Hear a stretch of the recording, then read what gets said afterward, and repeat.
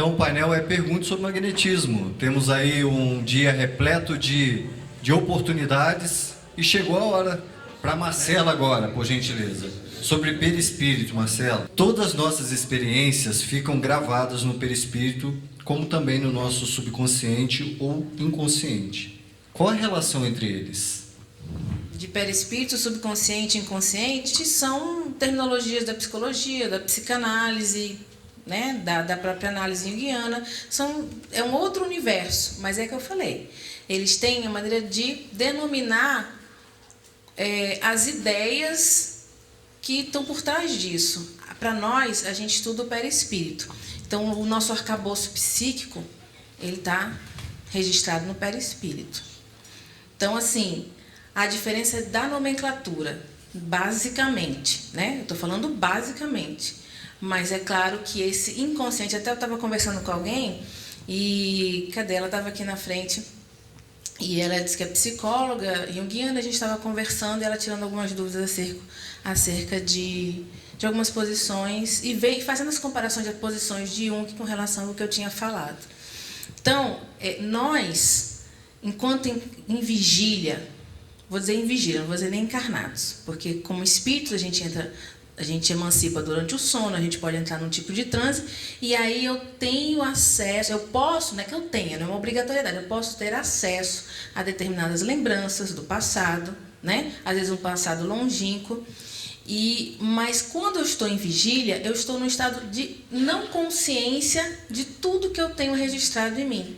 Não vou nem falar inconsciente. Então, o que é inconsciente nessa linguagem da psicologia, da psicanálise, seria para nós um estado de maior consciência do espírito, porque é quando ele acessa esses conteúdos muito íntimos, principalmente quando ele emancipa. Pode acontecer em vigília? Pode. Quando você sofre algum trauma ou acontece alguma coisa com você, seja no nível da saúde ou com outra pessoa, e aquele conteúdo, aquela experiência acessa aquele conteúdo, tá? Eu sei que eu estou meio profunda para algumas pessoas, mas é porque é muito rápido. Acessa e aí você desenvolve o que na nossa clínica médica a gente entende como alguns processos patológicos que se instalam ali. Muitos deles são doenças tratadas pela psiquiatria, inclusive. Eles falam assim, eu tenho caso de criança autista que apresentou os sintomas, todas as características, todos os comportamentos autistas a partir dos 6, 7 anos de idade.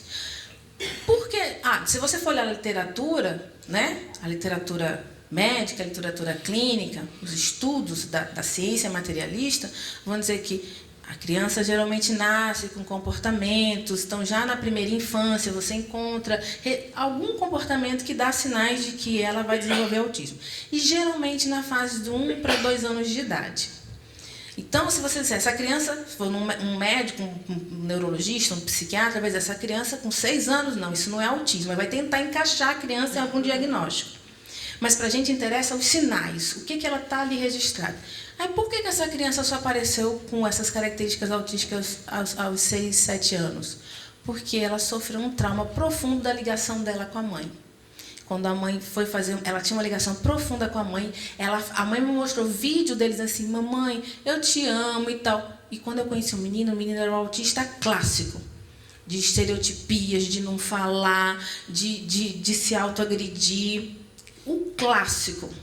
E quando ela me mostrou o vídeo, eu fiquei assustada. Mas ela disse, ele tinha uma relação muito forte. Quando eu fui, me afastei para fazer uma cirurgia, acho que não foi muito bem explicado por que o afastamento da mãe. Quando a mãe precisou ficar longe dele, porque era uma cirurgia que ela tinha que ter um repouso muito grande, então não podia nem ter o contato, porque ele era muito agarrado com ela, de pegar no colo e tudo, mesmo grandão. Quando ela voltou, aquele quadro estava instalado nele. Aí você pergunta, como espírito, agora vamos analisar aquele espírito. É algum registro, algum conteúdo dele que veio à tona, que aflorou a partir da experiência que ele teve. Para nós, a gente poderia dizer, isso é um quadro autístico, com características de um autista. Mas, acima de tudo, é um sofrimento psíquico, que aquele espírito transbordou dele daquela maneira. Tá? Para o Jacó agora. Poderia falar um pouco mais a respeito da usinagem, entre parênteses, avaliação da qualidade do sopro, e como avaliar se o sopro está sendo favorável ao tratamento a ser desenvolvido? O que eu falei na sala sobre a usinagem no sopro, o sopro normalmente ele pede 1 ou 2 padrões de usinagem. O primeiro é no laríngeo. Se você usina no laríngeo, ou seja, se o seu centro laríngeo é quem exterioriza o fluido, ou produz o fluido que vai ser exteriorizado, isso é ideal para o sopro. Quando não, às vezes algumas pessoas têm uma baixa usinagem no laríngeo, mas ela sabe compensar com a usinagem gástrica. É como se o gástrico subisse o jato fluídico que fosse expelido, então, pelo mecanismo da boca. Como é que a gente pode avaliar isso? Só na experiência, só na aplicação. Qualquer teoria que já surgiu, que alguém já pensou, não, porque se você sopra e sente um batimento cardíaco, se você sopra e sente só um frio, isso tudo são hipóteses que não se confirmam entre 2 magnetizadores. Você tem que fazer e tem que observar acompanhando quais são os resultados que acontecem no paciente. Esse é o meio seguro. Obrigado, Jacó. Agora para o Ivan. Temos um irmão que apresenta ferida na perna, no caso na canela, por muito tempo. E o angiologista recomendou cirurgia após a ferida fechar. Também é diabético. Qual o tratamento magnético mais recomendado? Seguir apenas o TCM, tratar também a ferida, outros? Okay. Nós fizemos no nível 3 do TCM 2 atendimentos de feridas na perna. Foi trombose foi, ficou ferida e ficou 21 anos sendo tratada pela medicina alopática. 21 anos. A moça internava, sarava, quando ela saía, voltava. Então ficou 21 anos aí. E chegou na nossa casa, nisso, pronto. Ela era diabética e tinha pés diabéticos. Eu tenho até as fotos aqui, que eu não posso mostrar. Então nós tratamos dela primeiro da ferida, e claro, tem que ter prioridade. Primeiro da ferida, nós mostramos isso lá em Curitiba, o efeito, no 6º, e ela ficou sarada da perna, nunca mais voltou, não. E agora nós continuamos a tratar os pés diabéticos, já está também, não tem mais nada, né? E agora nós estamos usando o trabalho do Dr. Wendy, testando o trabalho, duas metodologias de diabetes. O que o Dr. Wendy usou, mas o Dr. Wendy, quando apresentou no congresso, não era tratamento de diabetes, era de insulina, né? Mas depois ela disse que está aplicando também diabetes 1, diabetes 2. Nós estamos testando, só que dá 54 minutos aquele tratamento, o magnetizador. E nós estamos usando uma técnica nossa, nós estamos aplicando uma técnica mais simples, né? 2 diabéticos com um sistema, com metodologia, 2 diabéticos com outro sistema. Nós estamos comparando. Os pés, já repararam todos, aquele material diabético, pé diabético, a gente tem as fotos antes e depois. Ela não tem mais problema nenhum de pé diabético. Agora, a glicose ainda, nós não conseguimos ainda estabilizar. Por favor. Eu tive vários casos, eu tive 600 casos de picada de cobra em 5 anos na pronto-socorro da Faculdade de Medicina. E nós começamos a fazer uns trabalhos com magnetismo também, porque não tem médico bobo, né? Ele sabe que se ele rezar, a coisa melhora. E eu tive lá um caso de um paciente do interior que foi catapiqui, e a jararaca picou, ela não morde, né? Ela pica, ela fica nos 2 terços, ela se firma num terço posterior e joga os 2 terços anteriores. Ela bate no que perfura, o veneno está em contato com as presas e o veneno inocula. E ele é irmão de um médico ginecologista, e aí me chamaram quando a coisa estava feia, porque ele tinha uma ferida, a necrose. O veneno jararaca jaracuçu, ele é necrotizante. Ele destrói, faz uma ferida, vai destruindo o músculo, o vaso, vira um negócio horroroso. E o prognóstico, a conduta médica seria amputar a perna do rapaz. Aí me chamaram, eu sempre trabalhando com ofidismo, que foi minha tese de mestrado. Aí eu cheguei lá, olhei aquilo, dei uma concentrada, falei, esse trem aqui não vai amputar não, senhor. Aí o que eu fiz? Eu fiz um trabalho, você tem que fazer um trabalho medicamentoso, convincente. Ao lado disso, você faz um trabalho magnético. Então, eu peguei, potencializei, usei um antibiótico que potencializava o dicumarínico, que potencializava o anticoagulante. Com isso, eu protegia do ponto de vista médico. E, evidentemente, fiz as minhas preces e magnetizei aquele local. Não foi preciso amputar. Veio o irmão dele e disse: isso é um milagre. É um milagre porque não entendeu a profundidade do processo. Só isso. O antibiótico, o dicumarínico, o anticoagulante ajudar? É lógico que ajudar. Mas a prece e a conversa ao pé de ouvido com o paciente, no sentido de... Eu nunca perguntei para ele: você quer amputar a perna? Seria uma agressão. Eu disse para ele: você pode conservar essa perna sua. Você tem que se conscientizar de que você pode manter essa perna. Então você vai fazer suas preces do jeito que você quiser fazer, se ligar com seu Deus interior, não sei a crença sua nem a sua religião, você se liga com ele e pede para ele: eu quero que essa perna sare, eu tenho certeza que ela vai sarar. Eu mudei o choro dele de amanhã vão me amputar para um choro de acreditar que ele podia e querendo ele podia sarar. Até hoje, quando a gente encontra, a gente abraça. Ninguém fica sabendo porque um está chorando, nem porque o outro está chorando. É porque, na verdade, nós estamos trocando a confidência íntima minha e dele, no sentido de mudança de programação mental. Isso é muito importante. Muito obrigado, Desi, pela contribuição. Novamente para o Jacó, abordando possivelmente o tema da sala, né? Quando foi falado em mexer no olho fazendo o tratamento magnético, encapsulando o tumor cancerígeno, como seria isso?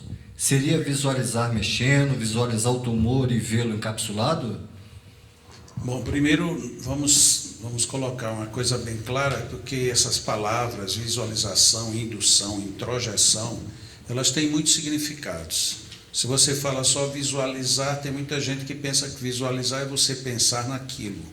Outras pessoas, visualizar, você tenta sentir com um tato magnético, seja por projeção ou seja até mesmo por manifestação ou manipulação com as mãos. A projeção você só faz com eficiência se você souber exatamente para onde você está dirigindo. Nós estamos, às vezes, cometendo alguns erros ou algumas ineficiências, porque a gente... Vou dar aqui um exemplo bem ridículo. Você imagina que o fígado está na garganta. E aí você projeta na garganta pensando que está atingindo o fígado e nada. Porque a gente precisa ter noção do que a gente quer e do que a gente está fazendo. Então, a mágica ela não acontece como mágica, ela acontece respondendo a comandos. Então, a primeira coisa é que isso fique bem estabelecido. Se alguém fala, você visualiza, então você está literalmente imaginando, está aqui de preferência, entre aspas aqui, tudo vai ser entre aspas, apalpe o órgão, apalpe o setor, encontre onde está o ponto e direcione. Então, por isso que eu estou colocando entre aspas, apalpe magneticamente, para você ter certeza de onde você está trabalhando e o que você está fazendo. Ali a gente não teve a oportunidade de detalhar, porque eu fui falar de várias técnicas ao mesmo tempo, num tempo muito curto. Mas quem prestou atenção viu que quando eu falava, estamos trabalhando o olho, meus dedos se mexiam. Aquilo não era apenas uma ilustração, nem muito menos uma manifestação mediúnica. Um magnetizador, quando ele está trabalhando, seja para fazer introjeção, seja para fazer encapsulamento, ou seja para literalmente trabalhar uma coisa como um olho, seja na superfície ou seja na profundidade dele, muitas vezes para você sentir, muitos magnetizadores precisam um gestual. Mas não é o gestual para quem está assistindo, é o gestual para si próprio. Eu, particularmente, eu tenho essa característica. Eu até já contei num evento que passou para muita gente, que quando eu fiz um atendimento pontual à distância, eu só consegui obter os resultados que eu queria quando eu comecei a passar a mão em mim e eu estava em Natal e a pessoa estava na Filadélfia. Enquanto eu não fiz isso, eu não conseguia a repercussão que eu precisava. Então, apesar de que isso é uma característica pessoal, muitas vezes você, para trabalhar determinadas introjeções, você precisa ter o domínio do que você está fazendo. Então, se eu tenho um tumor que eu estou a trabalhar, eu preciso saber da sua localização, como conseguir. Eu não tenho um bom tato magnético, então pede o paciente para trazer exames que mostrem. E você vai ali para trabalhar, porque senão você vai ficar numa espécie de quimera, uma adivinhação tonta. A mulher chega, eu estou com um câncer na mama. Ah, vou adivinhar qual é. Bom, adivinhar não. Se você tiver tato magnético que provoque o retorno da informação, você sabe. Se você não tem, quer evitar dúvidas, qual foi a mama? E vai direto. Não tem para que a gente ficar sofisticando muito. Não, mas eu fiz o tato, eu acho que é a mama esquerda. Qual é a mama, senhora? É a esquerda. Nossa, estou começando a identificar meu tato. Então a gente vai começando a ter confiança. E quando a mulher diz assim, é na mama esquerda, e você diz, mas eu senti na direita, eu errei? Ou será que tem 2 pontos cancerosos? Então essas situações, só com experiência. Não queiram ficar adivinhando. Magnetismo não é adivinhação. Magnetismo é trabalho, é pesquisa, é algo muito sério. E você também não pode ficar jogando para o paciente qualquer coisa. Só que misturaram aí. Eu falei o exemplo fígado, olhos, e depois surgiu câncer. Eu trabalhei câncer num exemplo, fígado com olhos no outro exemplo. Foi muito rápido. Então é provável que quem fez a pergunta juntou 2 ou 3 assuntos. Mas, como ficou gravado, depois alguém pede aí, ver com a produção como é que vai assistir, porque apesar de que foi muito rápido, eu acredito que eu não fiz essa mistura direta, não. Quando eu falei do câncer era uma coisa, quando eu falei dos olhos era outra coisa. Agora em aberto, como se deve proceder quando, por excesso de aplicação magnética, o magnetizador acaba adoecendo? Fadiga fluídica. Fadiga fluídica. E o bom é que, pelo menos como magnetizador, a gente pode nem querer gostar do assunto, mas pelo menos a gente tem onde pesquisar. Mas eu pergunto, e um psicólogo que entra em fadiga fluídica e não sabe o que é isso? Ele vai parar num médico, aí o médico vai colocar isso como fadiga crônica, e médico também, mas é que eu peguei psicólogo só para dar um exemplo, né? Mas psicólogo, médico, professores estão muito expostos. O professor está muito exposto à fadiga fluídica. Só que fora do meio onde se estuda magnetismo, mais objetivamente, ninguém sabe o que é isso. E se você não sabe o que é, como é que você vai se tratar? Agora, se eu estou no meio espírita, já ouvi falar de fadiga fluídica, é só ir procurar, pelo menos em 1, 2, 3, agora 4. 4 livros meus falam de fadiga fluídica. O Passe, Manual do Passista, Cure-se Cure pelos Passos e Magnetismo Humano. Todos 4 falam. E se você não gostar da minha leitura, porque às vezes a beleza incomoda, eu reconheço, aí vocês vão ler em Allan Kardec, que Allan Kardec só não fala de fadiga fluídica, mas ele fala que existe fadiga até num psicógrafo que doa energia para ele mesmo psicografar. Até aí ele pode entrar em fadiga. Aí, textual, Livro dos Médiuns, Allan Kardec. O que a gente faz? Das próximas vezes, se reconheça melhor para não cair nesse estado. Mas já que você está lá, agora vá para a terapia, vá para o tratamento. Que tratamento é esse? Muitos dispersivos gerais, provavelmente vai ter algum centro que vai estar mais descompensado e muita água magnetizada. Não é fluidificada, é magnetizada mesmo. Ok. Alguma ponderação? Mais? Sim. Nós tínhamos um magnetizador que ele resolveu fazer absurdos. Ele dava passe no mesmo dia, num abrigo de velhos, num abrigo de tuberculosos, mas não era um só, não, uns 30 assim cada um, não é isso? E depois saía e veio dar passe no centro dele. Eu chamava a atenção várias vezes sobre fadiga, mas que todo magnetizador é teimoso. E se for velho, todo velho é teimoso, não é isso? Então ele entrou em fadiga fluídica. Eu estou falando comigo. Mas eles disseram aqui, o psicólogo pode entrar na fadiga, o médico também. Agrônomo não entra em fadiga, só no mato, na natureza, não entra, né? Não entra. Então, a dificuldade é de que o magnetizador aceitar que ele está com fadiga fluídica. Essa é a dificuldade. Reconhecer que ele aceitar o tratamento, que ele está em fadiga fluídica. Essa é a maior dificuldade para a gente. Mas nós convencemos, suspendemos ele do trabalho, tratamos dele, hoje ele voltou o magnetismo trabalhando. Nós temos alguns médios em Goiás trabalhando intensivamente. Tem o João de Deus, nós não vamos comentar. E tem outro na cidade chamado Deuslândia, seu Geraldo. Ele trabalha o dia inteiro incorporado. Dia inteiro incorporado. E aí ele vê parente seu, vê parente que você nunca viu mais gordo, você vai lá para ver um, você termina aparecendo outro, que você nem sabe o que você tem a ver com ele. E eu admoestei, seu Geraldo, o senhor vai entrar em fadiga. O senhor está o dia inteiro incorporado, todo dia, não aguenta, o senhor vai adoecer. Não, os espíritos protetores estão comigo. Eu falei, olha, então você chama muito espírito protetor, porque olha, a coisa vai apertar para você. Não? Aí não foi praga não, né? Foi prognóstico, né? Ele não deu outra. No ano de 2016 nós internamos ele 4 vezes. E no ano de 2017, 3 vezes, agora o ano passado só 2. Por quê? Porque ele diminuiu o trabalho dele, ele passou a atender 1 vez só por semana, no máximo 2 vezes por semana. Ele atende no centro espírita e mora no fundo. Vocês vão ver como é que é a história, não tem sossego. Então a fadiga fluídica é um fato diagnosticável. Edema que você não sabe a causa, uma melancolia que você não sabe de onde que vem, e tem sintoma clínico mesmo, tem às vezes crise hipertensiva, é um paciente que ele não aguenta ficar sentado, e às vezes fica aquele paciente, um médico que era ativo, fica aquele tipo molengão, né? Só quer ficar sentado. Então o tratamento nós temos. Quer ficar doente? Sim. Em Tumbiara, nós tivemos um senhor que trabalhava com médico de psicofonia. Ele era psicofônico em 5 casas espíritas diferentes durante a semana.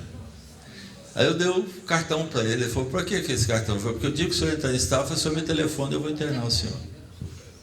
Obrigado, Desi. Obrigado, amigos. Para Marcela agora, quando se trata a pessoa pelo magnetismo, o perispírito está sendo tratado? Sim. A gente fala de centros de força, eu estou falando de perispírito. Dificilmente, eu não conheço ninguém que trate alguém, mesmo que seja uma doença física, por mais grave que seja, que não dê também assistência ao perispírito. Porque se fizer isso, com certeza o tratamento está incompleto. Agora para o Desi, em um centro de nefrologia, onde não é permitida a presença de passes, é válido uma irradiação à distância em caso de intercorrência? Sempre, sempre. Nós temos equipes que trabalham dando passes em hospitais. A primeira dificuldade é que você tem que ter autorização da casa, não pode chegar lá e entrar, como se fosse dono. A gente vai ter autorização da casa, marcar os dias que a equipe vai trabalhar, e normalmente os hospitais não criam o menor problema. Uma vez eu cheguei na UTI de um hospital estadual, um grande hospital lá, o Hugo, hospital de urgências e emergências, e tinha uma senhora, tinha um motociclista que tinha machucado, e eu estava indo lá vê-lo, porque quem o machucou estava preocupado se ele ia morrer ou não. Eu não fui lá para prestar assistência, mas é evidente que quando você está lá, o que você vai fazer? Né? Aí eu vi uma senhora dando passo sozinha. Aí eu cheguei e fiquei atrás dela como um espírito obsessor. Né? E aí, o que eu fazia? Eu jogava o meu fluido para ela. Não era eu intervindo no paciente no qual ela já estava intervindo. Eu não queria fazer uma salada energética, né, do Adilson. Então, eu jogava o meu fluido amoroso para ela, porque ela já estava distribuindo o fluido para o rapaz. Então, mas tem autorização. Na hemodiálise, ou na diálise do CAPD, na diálise prolongada, ou mesmo na diálise peritoneal, paciente internado lá na clínica de nefrologia, se não tem autorização da casa para fazer passe presencial, façamos isso um passe à distância. O que é interessante? O Deleuze dizia que ele ficava preocupado da existência de um princípio entre quem estava fazendo o tratamento e quem iria receber o tratamento. Então, teria que existir alguma coisa entre eles, uma relação magnética. Ou seja, aquele paciente à distância que vai receber o tratamento, ele sabe a hora do tratamento, ele sabe que vai ser tratado, foi recomendado para ele ter uma água para fazer magnetização, ele está pronto para receber isso, aderindo ao tratamento, ele quer esse tratamento. ou é um paciente que está em coma? São duas coisas diferentes. No paciente em coma, normalmente, ou a gente desdobra, faz a emancipação, vai lá e trata, ou a gente traz o corpo mental dele, André Luiz fala isso, desdobramento do corpo mental, e a gente trata o paciente como se fosse um tratamento presencial. Nós estamos tratando a nível atômico, estamos lá no átomo. O Allan Kardec falava em substituição de molécula. Uma molécula mal sã por uma molécula sã. Nós já estamos lá no átomo, nós estamos lá nos prótons, nos nêutrons, nos elétrons, nós estamos mudando a coisa, porque ainda não sabemos o desdobrar disso também, não é? Como disse o Jacó, dessa fusão desse átomo que eles já estão conseguindo. Mas nós não estamos nessa fase ainda, nós estamos lá no perispírito, tratando para esse modelo organizador biológico, o MOB, jogar isso para o corpo como reflexo. Então, não tenha dúvida, faça o tratamento à distância. Nós fazemos as nossas preces pelos nossos entes amados doentes, pelos nossos entes desencarnados. A mesma coisa de fazermos para qualquer casa ou hospital onde esse paciente esteja internado. Agora, se você conseguisse uma autorização da casa para ir lá trabalhar, seria uma coisa muito interessante, porque o doente sentia a sua presença, fazendo uma relação magnética muito mais gostosa, porque ela é presencial. Aí fica muito bom. Nós fomos dar passe no médico, no hospital neurológico, o médico fez um infarto cerebral. Não é só infarto do miocárdio que dá, um infarto cerebral. E ele é neurocirurgião, professor na Faculdade de Medicina. Quando nós fomos dar o passe, ele estava em coma, ele não tinha consciência do passe, a enfermeira era protestante. Quando eu cheguei, eu disse para ela o que a gente ia fazer, ela estava dando os cuidados. A senhora quer assistir o passe? Ela, eu não. Sangue de Jesus tem poder. E vazou. Mas ficou de soslaio ali na porta, olhando o que é que a gente estava fazendo. No segundo dia, ela já abriu a porta mais um pouquinho. No terceiro dia, eu fui lá e dei um abraço nela. Ela falou, por que a senhora não participa? A sua vibração, a sua energia é tão boa, só tem tanto amor no seu coração. Ajude a gente aqui nesse tratamento. Ela chegou, cruzou os braços e ficou lá. Mas ficou. Aí ele resolveu desencarnar e não voltamos mais. Eu não sei hoje qual é o pensamento dela. Ok, Lizzy, para o Jacó, sobre chikungunya. Mediante ao surto que assola o estado do Rio de Janeiro, bem em outros lugares também, qual o tratamento para a chikungunya na fase aguda e o pós-aguda? Não temos ainda nenhum procedimento estabelecido, não. Mas as dores provavelmente deveriam seguir o modelo padrão sugerido pelo Deleuze. Procurar as zonas que estão fazendo maior crise de dores e fazer arrastamento além dos polos. A parte superior pelos braços e mãos e a parte abaixo daí pelas pernas e pés. É o mais eficiente. Nós tivemos apenas um paciente lá no Leão recente com uma crise de chikungunya e ele demorou muito para ir, porque ele disse que as dores não permitiam que ele fosse. E depois que ele foi, na primeira sessão que ele foi, ele disse para ele mesmo, eu não sei porque que eu não vim antes, porque ele também trabalha com magnetismo. É uma coisa tão impressionante, a gente parece que na hora que toca a gente, entra uma descrença junto. Eu não sei bem o que faz a gente funcionar dessa maneira. Se o magnetizador está com um problema, o primeiro lugar que ele deveria ir procurar é uma zona onde tivesse magnetismo. Não tem por que ser diferente. Ontem à noite, quando eu cheguei no hotel, meu filho mais velho, ele estava me procurando pelo telefone, mas só consegui falar com ele lá para meia-noite. E aí ele disse, ô painho, estou ligando para o senhor não saber por outros. Digo, por quê? O que está acontecendo? Ele disse, não, eu tive um problema cardíaco e estou internado no hospital, mas não se preocupe não, que já está tudo bem. O médico disse que neste momento não precisa fazer nenhuma cirurgia, mas que talvez depois precise. Se precisar, eu vou ter que ir para Boston, porque ele mora em Salem, e lá o hospital melhor que tem não faria a cirurgia que não precisa. Ele tem que ir para um hospital melhor. É uma coisa delicada, essas coisas são ótimas. Eu digo, tá, filho, eu entendi, está muito bem. E esse meu filho, ele é presidente de um centro espírita lá nos Estados Unidos. A mulher dele é uma das melhores magnetizadoras da região, mas ele não quer saber de magnetismo. E aí eu aproveitei a deixa, né? Eu digo, quem estava agora a gente pelo menos tentar, né? Tua mulher aí te faz uns passes presenciais e eu daqui, a gente combina uns dias para fazer uns à distância. Disse, painho, vamos pensar nisso.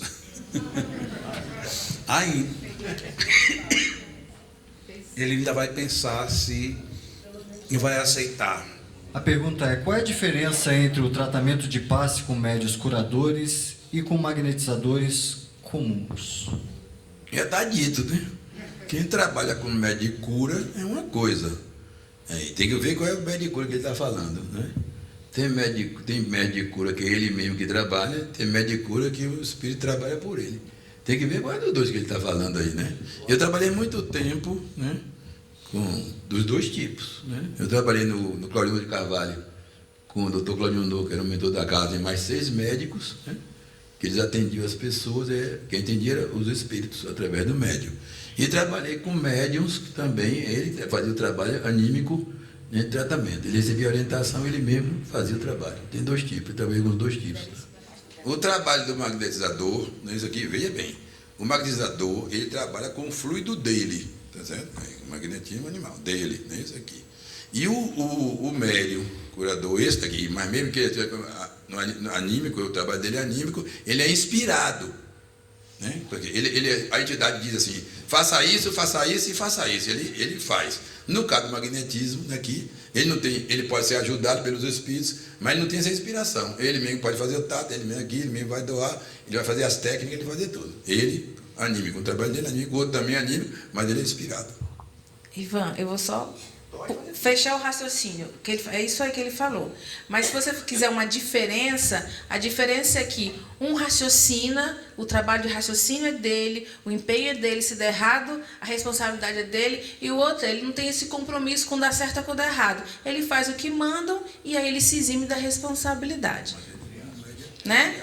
Sim, porque olha só, gente, trabalhar com o espírito dizendo exatamente como você estou falando, do trabalho que ele tem ali, né? Claro que a gente sabe, na prática, ele é responsável. Porque eu, particularmente, acho, e isso é uma coisa que eu aprendi com a Dilson nos cursos de magnetismo há quase 15 anos atrás, e levo isso com a minha vida, e também pratico e ensino assim. Se o espírito quer trabalhar com você, se ele é seu mentor, orientador da casa, se é Bezerra de Menezes, se é Jesus Cristo, não importa quem seja, se ele sabe que você precisa desse trabalho, ele vai deixar com que você também aprenda trabalhando. E ele vai conduzir dentro de uma necessidade ou outra, de uma maneira às vezes sutil, tão sutil que todos nós, de alguma maneira, temos um nível de orientação, mas não temos essa capacidade ostensiva de perceber ele falando aqui dentro da nossa cabeça. E muitas vezes eles misturam o próprio fluido deles. Isso a gente às vezes nem percebe com o nosso, e a gente atua como a gente chama fluido misto, magnético e espiritual, tá? Agora, você ser absolutamente orientado, você está ali, o seu fluido magnético, agora faça isso, agora faça aquilo. É a mesma coisa que Jacó, em vez de dar curso, ele disse assim, olha, vocês vão aprender assim, fica aí diante do outro, agora vocês fazem isso, agora vocês fazem aquilo. Ok, eu até faço, mas eu não tenho a mínima ideia. Quando eu não tenho ideia, na minha cabeça, eu também não tenho compromisso com aquela tarefa. E o compromisso é nosso. E os espíritos de Kardec falam, está lá nas obras de Kardec, os espíritos não acorrem, esqueci agora o verbo que ele usa, mas acho que é não acorrem, vou falar nas minhas palavras, os espíritos não isentam a gente de trabalhar. Não nos dão pronto na mão para que a gente não tenha nem que pensar o que vai fazer. Kardec está dito isso por Kardec lá nas obras dele. Não me lembro a obra, porque eu leio tanta coisa que minha cabeça fica baratinada. Mas são palavras de Kardec. Então, é aquela coisa. Eu faço o que os espíritos mandam. Ok, aí eu esqueço que eu sou espírito. Aí eu desencarno, vou lá para o plano espiritual. Então, meu irmão, já que você foi magnetizador, agora você vai orientar um grupo espírita. Não, mas eu não sei, porque os espíritos que mandavam eu fazer, eu não cheguei a estudar, eu não cheguei... mas você foi magnetizador. Então, você agora vai ter que começar do zero, porque o seu trabalho era ser magnetizador, aprender, raciocinar, pensar, assumir os erros e os acertos, para quando você chegar aqui, já chegar num outro patamar e passar a orientar um grupo de trabalho. E aí? É só pensar quais são os prejuízos, tá? Marcela falou e chamou a atenção de que a responsabilidade de qualquer jeito é do médium. Do maquiador. E do médium também. Ele falou. Então, veja bem, a responsabilidade é do médium. Ou do magnetizador. Não tem jeito esse negócio. Ele não escapa. A responsabilidade é dele. Porque essa semana eu tive que analisar uma recomendação de um espírito, né, sobre cegueira. Então, ele recomendou o tratamento de cegueira e pediu a nossa casa, né? Nós falamos com o médium e falamos com o recado do doutor que mandou de Salvador, isso para fazer essa cegueira aí, é para fazer assim, assim, assim. Tá certo.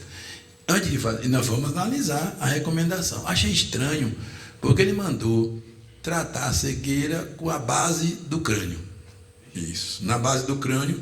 Depois que eu estudei, é verdade. Quem é encarregado da visão é a base do crânio. É occipital. Tem que estudar. Eu ia chegar lá e fazer. Isso aqui eu achei que estava estranho, né? Mas vou estudar, encontrei. Depois ele recomendou fazer tratamento via pineal. Mas o que é que tem a pineal tem com isso? Aí eu fui estudar de novo. E aí, para ver a coerência, para depois aplicar. Não passa nada, né? Então, o que é que aconteceu? A pineal, a mesma formação de celular da retina é a mesma da pineal. Certo? Aí tem coerência. Tendo coerência, nós aplicamos. Agora, sem coerência, não passa no crivo, ok? Jacó, por gentileza. Um único magnetizador pode usinar por mais de um centro de força? Resposta curta, sim. Ok? Ok, muito obrigado. Para Marcela, qual a diferença entre fluido magnético e fluido vital, ectoplasma? Tá. E assim, vou falar resumidamente sobre o ectoplasma, porque muitas pessoas botam no mesmo patamar fluido vital e fluido magnético. A gente está falando da mesma coisa. Do mesmo jeito que Kardec usa às vezes a expressão fluidos perispiríticos. São nomenclaturas para designar o mesmo tipo de fluido, tá? Agora, o ectoplasma, ele é um fluido que tem na sua composição o fluido vital, ou o fluido magnético, ou o fluido perispirítico.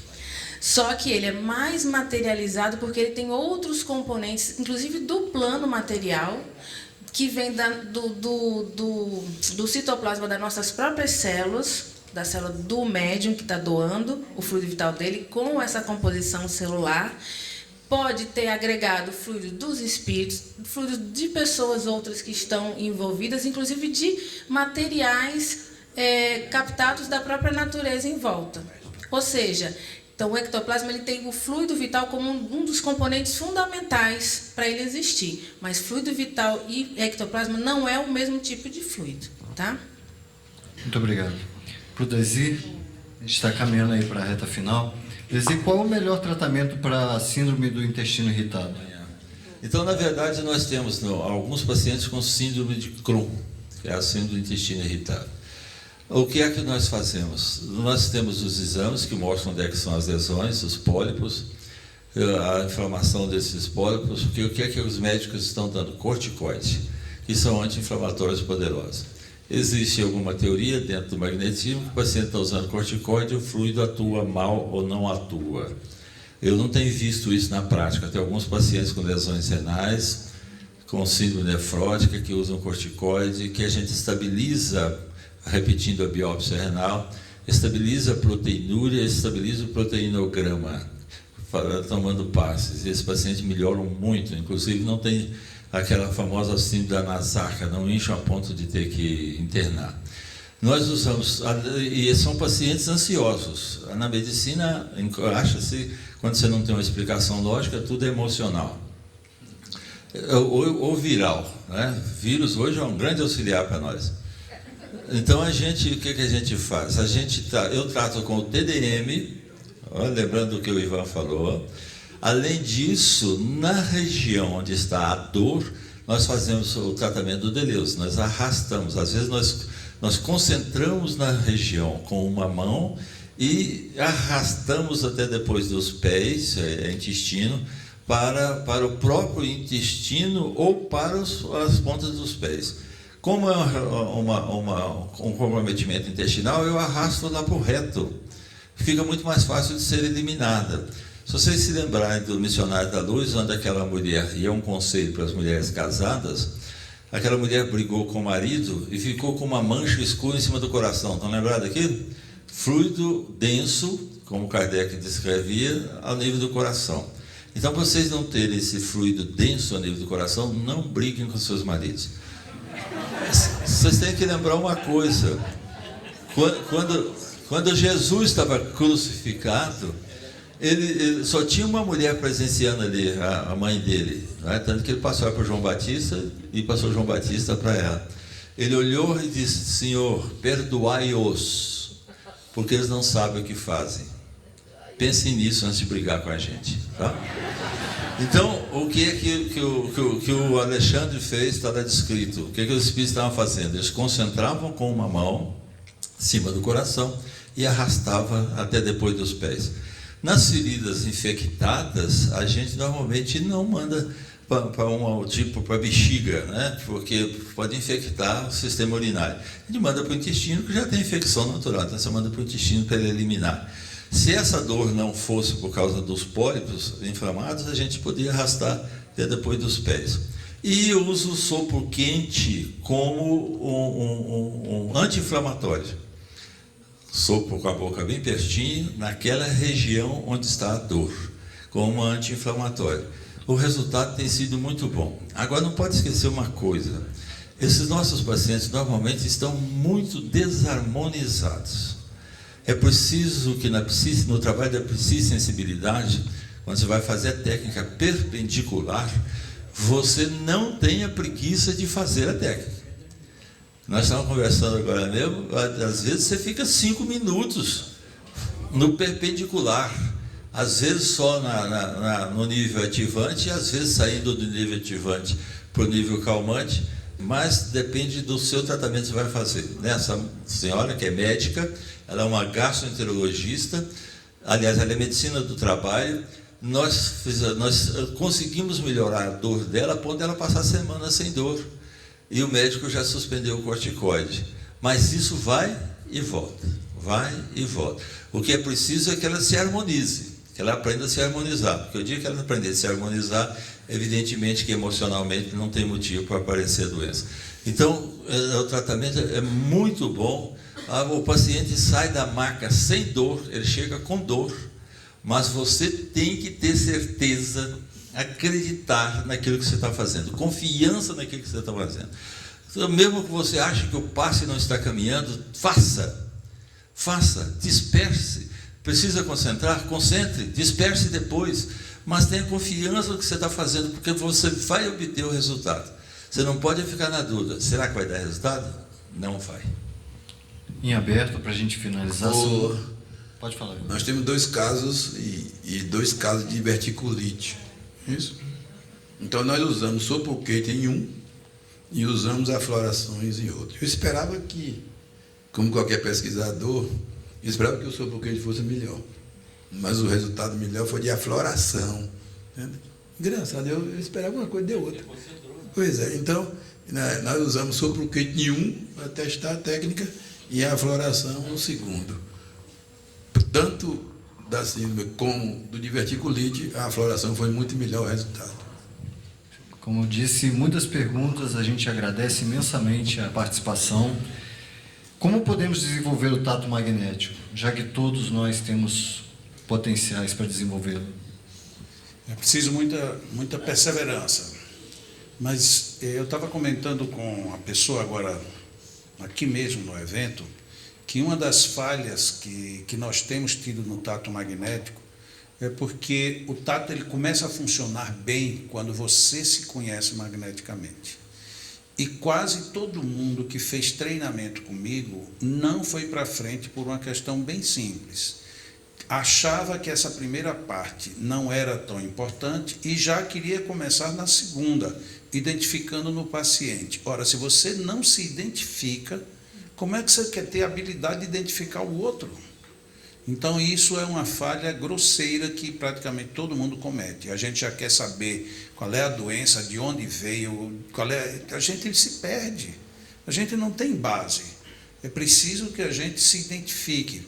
E eu dou sempre essa analogia. Quando a gente trabalha em medicina, exames por contraste, o que é o que o exame apresenta? Apresenta uma fotografia ou um filme de um contraste. E você conhecendo o órgão, você diz, olha, o contraste aqui está dizendo que enlargueceu e aqui está dizendo que fechou. Então você não está vendo o mal, você está vendo o contraste. O que nós magnetizadores precisamos ter tato é conhecer o nosso fluido, para a gente jogar o nosso fluido e ver o que acontece. Aí eu começo a identificar primeiro onde é que está o meu fluido, que seria o contraste, e a partir daí eu começo a ter parâmetros para depois deduzir o que está a ocorrer lá na frente. Mas eu também disse uma boa notícia, que eu acho que é boa, só que eu não tenho prazo. Meu próximo livro será Dupla Vista, Tato Magnético. E será um livro que vai ter, além da parte gráfica, escrita, é muito provável que ele vai precisar vir acompanhado de um DVD, porque vai ter os exercícios básicos, todos eles, para ser descrito, você faz assim, fica muito estranho. Então a gente vai ter que desenvolver 2 trabalhos, o trabalho primeiro de redigir e depois de fazer o DVD. A ideia inicial era ainda este ano ficar com isso pronto. Pela minha agenda, eu acho que isso é quase que impossível, mas em 2020 a gente terá esse livro, quem sabe no segundo semestre. É verdade. Um exercício muito bom com os nossos trabalhadores e as pessoas que chegam, né? É o sistema 3, né? Identificar a energia dele, primeiro que ele treine bem para identificar a energia dele. Depois ele passa a identificar a energia do paciente e depois a energia de um terceiro colocado. No dia que ele identificar o dele, identificar a do paciente e saber diferenciar de um terceiro, ele já está treinado para trabalhar. Concordo com o que os meninos disseram e acho que Menina, eu gostei agora. é melhor do que dizer que o outro é bonito, né? Concordando com tudo que eles disseram, mas eu vejo que um bom tato começa estabelecendo uma boa relação magnética, complementando tudo que eles disseram, eu assino embaixo tudo que eles disseram, mas você começa com uma boa relação magnética, que é uma etapa que está se pulando muito, como eu falei, né? Ou a pessoa não entende o que é bem a relação magnética, acha que é botar lá a mão, senti alguma coisa, então vamos descer para o tato agora. Fazendo uma boa relação magnética, eu posso garantir que vocês vão começar a desenvolver um tato cada vez mais preciso, mas precisa investir, principalmente nesse início, vocês estão iniciando, vocês estão começando. E outra coisa, as pessoas ficam muito focadas, sim, mas eu senti calor quer dizer o quê? É como eles falaram, você vai criando as suas legendas a partir de quando você vai conhecendo o seu magnetismo, o seu fluido e a sua potencialidade magnética. Então, assim, vou fazer um tato nele, vejo que tem algum que sinta um calor no esplênico. Ele faz, vai sentir um frio. Ele faz, vai sentir no esplênico dele. Quem é que está certo? Todo mundo. Desde que todo mundo sentiu o lugar que ele está desarmonizado, que ele precisa de assistência. É isso que é importante. Cada um cria a sua legenda, mas todo mundo quer um roteiro. Frio quer dizer isso, calor quer dizer isso, formigamento quer dizer isso, pancada no coronário quer dizer aquilo, chute na canela quer dizer aquilo. Então, assim, não tem como. Vocês vão se conhecendo e reconhecendo e criando a sua própria legenda. Aí vocês vão aprimorar o tato de vocês. Eu também assino tudo que ela disse. A menina disse. Então, nós tivemos um caso recente, que eu vou citar como experiência, recente, não, já tem quase 10 anos. Foi uma moça, uma senhora recém-casada, e ela apareceu com tumor cerebral, tumor glial, que é um tumor que tem alto poder de recidivo. Aquele que tem o Oscar Schmidt, que também, graças a Deus, o dele não recidivou. Então, essa moça tinha um tumor do tamanho de um limão Tahiti, e no hemisfério esquerdo cerebral. Ela foi na casa, porque ela ia para São Paulo, para a Luminescência Portuguesa, fazer a cirurgia. Ela já tinha consultado o neurocirurgião, ela tinha uma ressonância magnética mostrando esse tumor, dava para ver perfeitamente. O que é que nós fizemos? Eu estou dizendo isso por causa da pergunta do encapsulamento. Então, o que é que nós fizemos? Nós plasmamos magneticamente, fluidicamente, ou magneticamente, aí vira briga, né? Uma cápsula em volta desse tumor, envolvendo inclusive qualquer pseudópito, qualquer prolongamento da célula cancerosa tentando invadir a célula normal. Nós encapsulamos esse tumor e conversamos com as células fora da cápsula, no sentido de que elas resistissem, ficassem normais, continuassem funcionando bem. Nós fizemos esse tratamento por mais ou menos umas 2 reuniões ou 3. Ela foi para São Paulo, o neurocirurgião, quando abriu o cérebro dela, tirou o tumor, disse textualmente para a família: eu nunca vi uma cirurgia tão fácil, porque parece que o tumor estava envolvido por alguma coisa que a gente tirou. Então, o que é que estava envolvendo? Então, acreditem no que vocês estão fazendo. Ela ficou com um buraco no cérebro. Ela é trabalhadora do Ministério do Trabalho. E agora, há 2 anos, ela pariu e tem uma criança. Quando eu falo termo parir, parece que a mulherada faz assim com o olho. Fêmea pare.